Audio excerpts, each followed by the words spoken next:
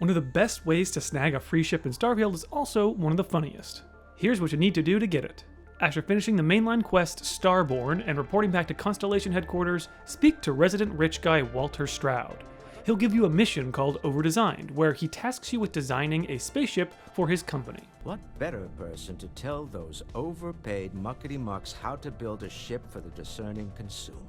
I want you to help me design A new ship. Then head to Stroud Eklund's shipyards in the Narian system, which is just a short jump from Alpha Centauri. There, you'll find a team of eggheads who've been dithering on the design of this dream ship for way too long. Sure, you may not have any ship designing experience. You probably don't even have that much ship flying experience at this point. But what you do have is nepotism, and it's the most powerful force in the galaxy. Cool. Well, since we have no other choice... You'll have to do some talking at this point and persuade the team leader that it's a really good idea to put every little idea into this ship. She's thrilled. I'm sure that even though you have virtually no experience with this, you'll do a great job. Remember, if your persuasion isn't very high, you can always give it a boost by taking a Hippolyta in your inventory. At this point, you've got some optional talking, but we recommend it because the dialogue's actually pretty entertaining.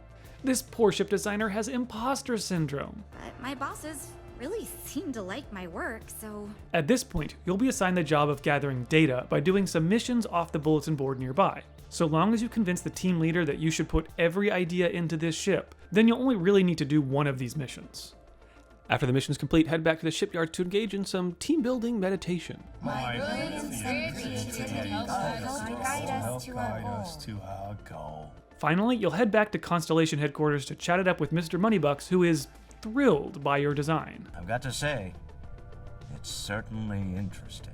At this point, he gives you one of the ships you've created as a reward, which you can select in the menu.